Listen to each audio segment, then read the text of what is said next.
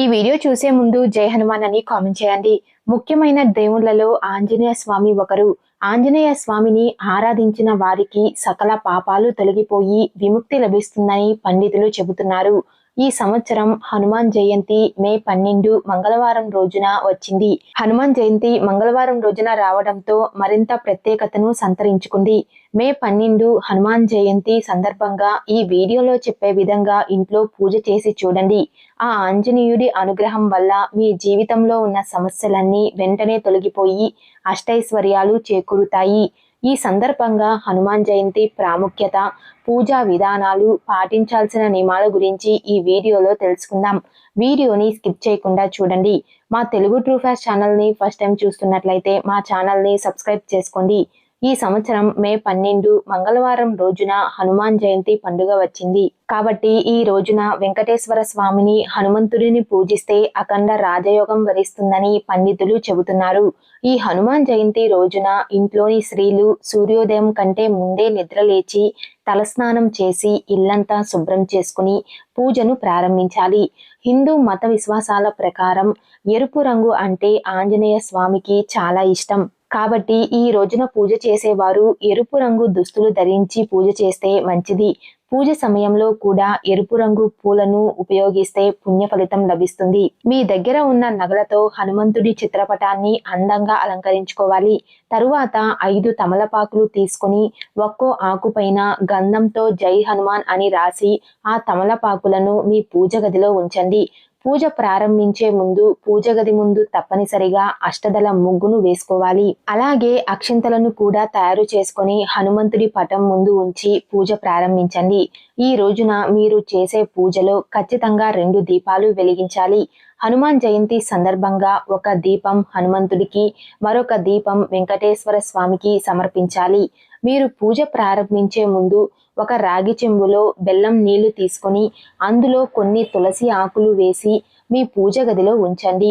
పూజ పూర్తయిన తరువాత ఆ బెల్లం నీటిని ఇంట్లో ఉన్న ప్రతి ఒక్కరూ తీర్థంలాగా తీసుకోవాలి. ఇలా చేస్తే మీ ఇంటికి మంచి జరుగుతుంది. దేవుడికి నైవేద్యంగా మీ శక్తి సామర్థ్యాలను బట్టి నివేదించవచ్చు. అలా కుదరని వారు కనీసం ఒక బెల్లం ముక్కను అయినా దేవుడికి సమర్పించవచ్చు. హిందూ మత విశ్వాసాల ప్రకారం హనుమంతుడి పూజలో తమలపాకులు ఉపయోగించడం చాలా పవిత్రమైనది. పూజ చేస్తున్నప్పుడు హనుమాన్ చాలీసా జపిస్తే మీ కష్టాలన్నీ తీరిపోతాయి. హనుమాన్ చాలీసా పఠించలేని వారు ఓం ఆంజనేయాయ నమః అనే మంత్రాన్ని జపించండి. ఈ మంత్రం చాలా శక్తివంతమైనది. హనుమాన్ జయంతి సందర్భంగా ఈ ఒక్క మంత్రం పఠించడం వల్ల మీ జీవితంలో ఉన్న సమస్యలన్నీ తొలగిపోయి సుఖ సంతోషాలతో, సిరి సంపదలతో జీవిస్తారు. ఇంట్లో పూజ చేసిన తరువాత ఒక బిర్యానీ ఆకును తీసుకొని దాని మీద మీ కోరిక రాసి ఆ ఆకును కాల్చి ఒక గాజు గిన్నెలో వేయండి. ఆ ఆకు నుండి వచ్చిన బూడిదను పూల మొక్కల్లో వేసి నీరు పొయ్యండి. ఇలా చేస్తే మీరు రాసిన కోరిక త్వరలోనే నెరవేరుతుంది. పూజ పూర్తయిన తరువాత చివరిగా ఇంట్లో ధూపం వేయండి. ఇంట్లో సాంబ్రాణి ధూపం వేస్తే చాలా మంచిది. హనుమాన్ జయంతి రోజున ఈ విధంగా ఎవరైతే పూజ చేస్తారో వాళ్ళ ఇంట్లో ధన ప్రవాహం పెరిగి అష్టైశ్వర్యాలతో జీవిస్తారు. హనుమాన్ జయంతి రోజున ఉదయం పూజ చేసి మళ్ళీ సాయంత్రం పూజ చేసుకోవాలి. ఈ రోజున ఉదయం పూజ చేయకపోయినా సాయంత్రం మాత్రం ఖచ్చితంగా పూజ చేయాల్సిందే. సాయంత్రం పూజ చేసేటప్పుడు ఒక కొబ్బరికాయను తీసుకొని ఆ కొబ్బరికాయకు కుంకుమ బొట్లు పెట్టి పూజ చేసి కొబ్బరికాయను కొట్టండి. ఇలా చేస్తే మీ ఇంట్లో ఉన్న కష్టాలన్నీ తీరిపోతాయి. సాయంత్రం సమయంలో తదాస్తు దేవతలు సంచరిస్తారు. కాబట్టి తదాస్తు దేవతలు తిరిగేటప్పుడు మనం ఏదైనా కోరిక కోరుకుంటే అది వెంటనే జరిగిపోతుంది. తదాస్తు దేవతలు తిరిగే సమయంలో అంటే సాయంత్రం 6 గంటల నుండి 7 గంటల మధ్యలో ఒక తమలపాకు తీసుకొని దాని మీద మీ కోరిక రాసి పూజ గదిలో పెట్టండి. ఇలా చేస్తే మీరు కోరుకున్న కోరిక ఖచ్చితంగా నెరవేరుతుంది. అలాగే హనుమాన్ జయంతి రోజున ఉపవాసం ఉంటే సుమంగళి ప్రాప్తి కలుగుతుంది. ఈ రోజున ఎవరైతే ఉపవాసం ఉంటారో వారి జీవితంలో ఉన్న కష్టాలన్నీ తొలగిపోతాయి. అలాగే చాలా మందికి ఏ పని చేసినా కలిసి రాదు. ఇంట్లో ఎల్లప్పుడూ ఏదో ఒక సమస్య ఉంటూనే ఉంటుంది. అలాంటి వారు హనుమాన్ జయంతి పండుగ రోజున ఒక గిన్నెలో రాళ్ళ ఉప్పు వేసి దాని మీద ఒక నిమ్మకాయను ఉంచి మీ ఇంట్లో ఎక్కడైనా ఒక మూలన ఉంచండి. ఇలా చేస్తే మీ ఇంట్లో ఉన్న నెగిటివ్ ఎనర్జీ అంతా తొలగిపోయి మీ ఇంట్లోకి పాజిటివ్ ఎనర్జీ వస్తుంది. పాజిటివ్ ఎనర్జీ ఉన్న ఇంట్లో ఏ సమస్యలు ఉండవు. పూజ పూర్తయిన తరువాత ఆంజనేయ స్వామి ఆలయాలను దర్శించుకోవడం మంచిది. హనుమాన్ జయంతి రోజున సాయంత్రం 6 గంటల సమయంలో హనుమాన్ ఆలయానికి వెళ్ళి ఒక దీపం వెలిగించండి.